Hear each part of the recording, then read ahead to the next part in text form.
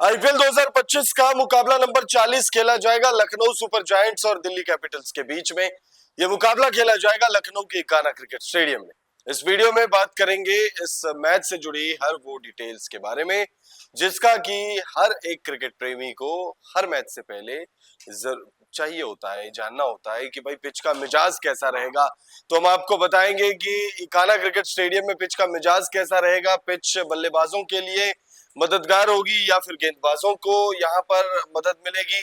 Pitch report के बाद हम आपको बताएंगे मौसम विभाग ने इस मुकाबले के लिए क्या जानकारी दी है, क्या बारिश की कोई चेतावनी जारी हुई है। उसके बाद बात करेंगे हेड टू हेड आंकड़ों की। दोनों ही टीमों के बीच आईपीएल इतिहास में जब जब भिड़ंत हुई है तब किसका पलड़ा भारी रहा है। फिर इस सीजन दोनों ही टीमों के प्रदर्शन पर नजर डालेंगे। पॉइंट्स टेबल पर दोनों ही टीमें कहां हैं वो हम आपको बताएंगे। पिछले 5 मुकाबलों में कैसा प्रदर्शन है दोनों ही टीमों का वो जानेंगे और फिर वीडियो को एंड करेंगे प्लेइंग 11 के साथ। तो वीडियो को आप एंड तक जरूर देखिएगा। वीडियो पसंद आए तो इसे लाइक करके चैनल को सब्सक्राइब करना ना भूलें। शुरू करते हैं मैच डिटेल्स के साथ। तो आईपीएल 2025 का मुकाबला नंबर 40 है। ये लखनऊ सुपर जायंट्स और दिल्ली कैपिटल्स के बीच ये मुकाबला खेला जाएगा भारत रत्न श्री अटल बिहारी वाजपेयी इकाना क्रिकेट स्टेडियम लखनऊ में 22 अप्रैल 2025 मंगलवार शाम 7:30 बजे से यह मुकाबला खेला जाएगा। अब बात करते हैं इकाना क्रिकेट स्टेडियम में पिच का मिजाज कैसा रहने वाला है। तो इकाना क्रिकेट स्टेडियम की जो पिच है वो बैलेंस प्रोवाइड करती है, लेकिन गेंदबाजों की तरफ झुकाव थोड़ा ज्यादा है। बल्लेबाजों को बहुत ज्यादा मदद यहाँ पर है नहीं। यहाँ पर बल्लेबाजों को रन बनाने के लिए सिंगल्स और डबल्स का सहारा जो है वो लेना पड़ेगा। हर गेंद पर हवाई फायर इस मैदान पर पॉसिबल नहीं है, क्योंकि यहाँ पर गेंदबाजों को बहुत ज्यादा मदद मिलेगी।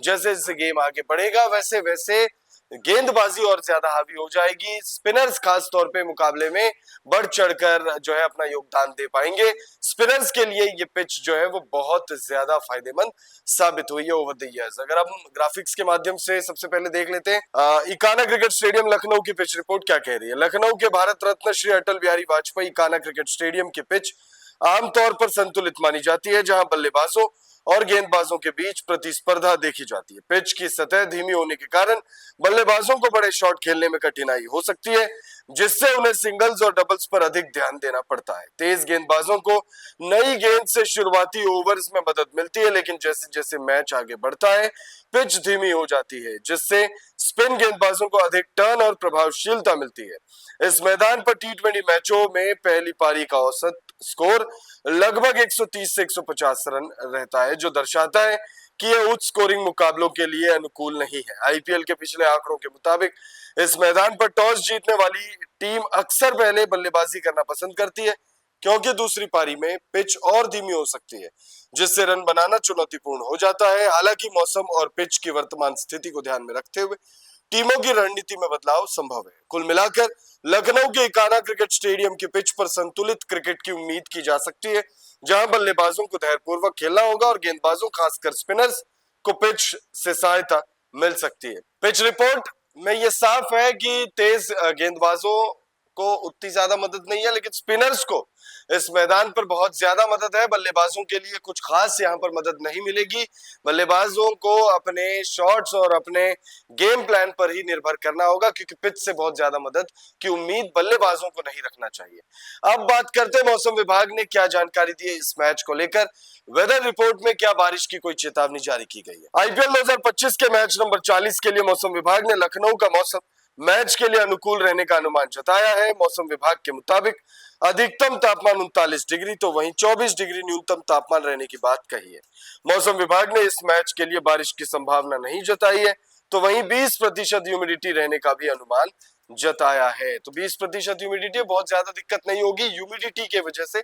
और लखनऊ के काना क्रिकेट स्टेडियम में सेकेंड इनिंग में ड्यू का भी उतना ज्यादा फैक्टर नहीं इन्वॉल्व होगा, तो टॉस जीतकर पहले बल्लेबाजी करने का फैसला जो है वो सही फैसला साबित हो सकता है, क्योंकि ओवर द इयर्स हमने देखा है कि इस मैदान पर पहले बल्लेबाजी करके बड़ा स्कोर खड़ा करने की कोशिश टीमों द्वारा की जाती है और फिर उसके बाद उसे डिफेंड करने की कोशिश की जाती है, क्योंकि सेकंड इनिंग में गेंदबाजी और ज्यादा आसान हो जाती है और स्पिनर्स के लिए तो और ज्यादा मदद होती है इस मैदान पर।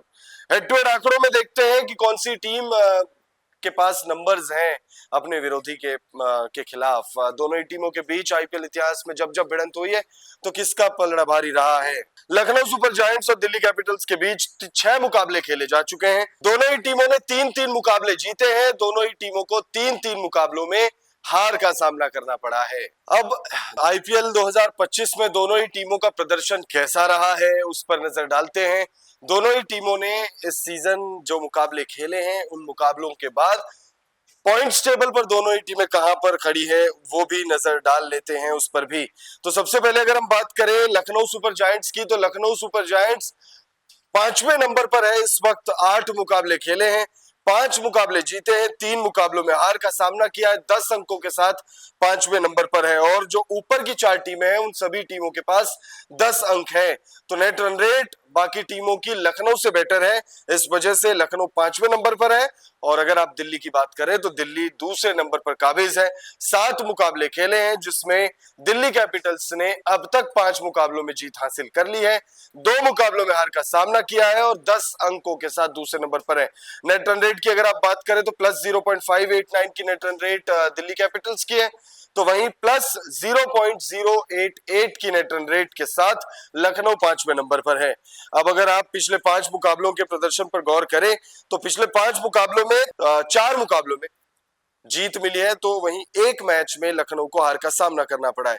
पिछले मुकाबले में 2 रनों से आरआर को हराया, उससे पिछले मुकाबले में सीएसके से 5 विकेट से हारे और फिर उससे पिछले 3 मुकाबले जीटी, केकेआर और एमआई को हरा कर आ रही है लखनऊ सुपर जायंट्स। तो वहीं दिल्ली की बात करें तो दिल्ली अपने पिछले 5 मुकाबलों में 3 मुकाबले जीतने में कामयाब हुई है, जिसमें से एक मुकाबला वो सुपर ओवर वाला मुकाबला था। सीएसके, आरसीबी और आरआर के खिलाफ जीता है पिछले 5 मुकाबलों में।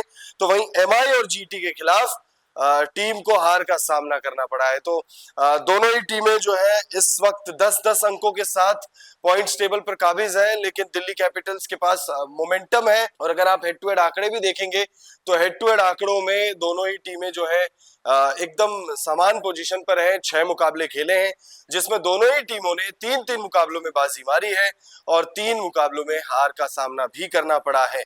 अब बात करते हैं हम दोनों ही टीमों की संभावित प्लेइंग 11 किस प्रकार रह सकती है। तो सबसे पहले बात करेंगे हम विजिटिंग टीम दिल्ली कैपिटल्स की प्लेइंग 11। अभिषेक पोरेल और करुण नायर आपको ओपन करते हुए दिख सकते हैं। जैक फ्रेजर मैकगर्क लगातार फ्लॉप हो रहे थे और उस वजह से उन्हें पिछले मुकाबले में जो है मौका नहीं मिला। उसके बाद केएल राहुल आएंगे नंबर 3 पर, फिर होंगे ट्रिस्टन स्टब्स, फिर कप्तान आएंगे अक्षर पटेल, उसके बाद होंगे आशुतोष शर्मा, विपराज निगम, मिचेल स्टार्क, कुलदीप यादव, मोहित शर्मा और मुकेश कुमार। अभिषेक पोरेल अच्छे टच में नजर आ रहे हैं। करुण नायर ज्यादा मुकाबले नहीं खेले हैं, लेकिन अभी तक 3 मुकाबलों में 2 मुकाबलों में उन्होंने अच्छी बल्लेबाजी की है, जिसमें से एक मुकाबले में उन्होंने अर्धशतकीय पारी खेली थी। बड़ा अर्धशतक था वो और बहुत ताबड़तोड़ पारी खेली थी। जीत नहीं दिला पाए थे टीम को, वो अलग बात है, लेकिन बल्लेबाजी अच्छी की है करुण नायर ने अब तक। उसके बाद अगर आप बात करें, केएल राहुल अच्छे फॉर्म में है, अक्षर पटेल अच्छे फॉर्म में है, ट्रिस्टन स्टब्स अच्छे फॉर्म में। बल्लेबाजी लगातार आप देखें तो टॉप 5 जो है वो अच्छे टच में है। विपराज निगम को उतना मौका नहीं मिला है, आशुतोष शर्मा को उतना मौका नहीं मिला है, लेकिन आशुतोष शर्मा को जितने मौके मिले हैं उसमें उन्होंने अच्छी बल्लेबाजी की है। वहीं गेंदबाजों की बात करें तो गेंदबाजों में मिचेल स्टार्क अच्छे फॉर्म में है, कुलदीप यादव अच्छी गेंदबाजी कर रहे हैं, मुकेश कुमार अच्छी गेंदबाजी कर रहे हैं, मोहित शर्मा अच्छी गेंदबाजी कर रहे हैं। तो टीम इसीलिए नंबर 2 पर है क्योंकि लगभग सारे प्लेयर्स जो है वो अच्छे टच में नजर आ रहे हैं। वहीं एलएसजी की बात करें तो लखनऊ सुपर जायंट्स की प्लेइंग 11 में होंगे एडन मार्करम, मिचेल मार्श, उसके बाद Nicholas Pooran, Ayush Badoni, Rishabh Pant, David Miller, Abdul Samad, Shardul Thakur, Avesh Khan, आकाशदीप, दिग्वेश सिंह राठी। लखनऊ की बात करें तो लखनऊ के भी टॉप 4 बल्लेबाज अच्छा कर रहे हैं। ऋषभ पंत भी अब ऐसा लग रहा है कि शायद फॉर्म में आ गए, लेकिन बस सिर्फ एक पारी उन्होंने अच्छी खेली है इस सीजन। कप्तानी आप कह सकते हैं जैसे तैसे अच्छी कर रहे हैं वो। मतलब सेकेंड इनिंग में जब आपकी टीम बल्लेबाजी करके मैच जिता रही है तो उसमें कप्तानी का तो कोई रोल होता नहीं है, लेकिन आप कह सकते हैं कि उनकी कप्तानी में 8 मुकाबलों में 5 मुकाबले जीती है लखनऊ सुपर जायंट्स। तो कहीं ना कहीं कप्तानी ओके ओके कर रहे हैं, बल्लेबाजी थोड़ी खराब है। एक मैच में अच्छी पारी आई थी लेकिन उस मुकाबले को वो जिता नहीं पाए। सीएसके के खिलाफ वो पारी आई थी और सीएसके ने उस मुकाबले में बाजी मारी थी। वहीं अगर आप एडन मार्करम की बात करें तो मार्करम बल्लेबाजी में भी जुझारूपन दिखा रहे हैं और ठीक ठाक बल्लेबाजी कर रहे हैं। गेंदबाजी में भी वो एक आध विकेट जो है वो निकाल कर दे रहे हैं अपनी टीम को। मिचेल मार्श अच्छी बल्लेबाजी कर रहे हैं। उसके अलावा अगर आप देखें तो निकोलस पूरन ऑरेंज कैप की रेस में बने हुए हैं। वीडियो रिकॉर्ड करते वक्त निकोलस पूरन नंबर 1 पर है। आयुष बदोनी अच्छी बल्लेबाजी कर रहे हैं। डेविड मिलर, अब्दुल समद को बहुत ज्यादा मौके मिले नहीं है। शार्दुल ठाकुर, आवेश खान गेंदबाजी बहुत अच्छी कर रहे हैं। दिग्विजय सिंह राठी भी गेंदबाजी अच्छी कर रहे हैं। मिस्ट्री स्पिनर है, बहुत ज्यादा विकेट्स उनके नाम है नहीं लेकिन गेंदबाजी में वो लगातार इंप्रेस कर रहे हैं और थोड़े कंट्रोवर्शियल गेंदबाज भी हैं। कंट्रोवर्सी से जुड़ा है उनका नाम पिछले कुछ मुकाबलों में भी। तो टीम ये भी बहुत अच्छा कर रही है और टीम दिल्ली कैपिटल्स भी बहुत अच्छा कर रही है। तो ये काफी इंटरेस्टिंग मुकाबला होगा। लखनऊ के होम ग्राउंड में ये मैच खेला जाएगा और इस मुकाबले में कौन सी टीम बाजी मारेगी ये हम आपसे जानना चाहेंगे। तो आप कमेंट करके हमें बताइए। 40वां मुकाबला आईपीएल 2025 का लखनऊ सुपर जायंट्स और दिल्ली के बीच जो खेला जाएगा, उस मुकाबले में कौन सी टीम आपके हिसाब से बाजी मारेगी।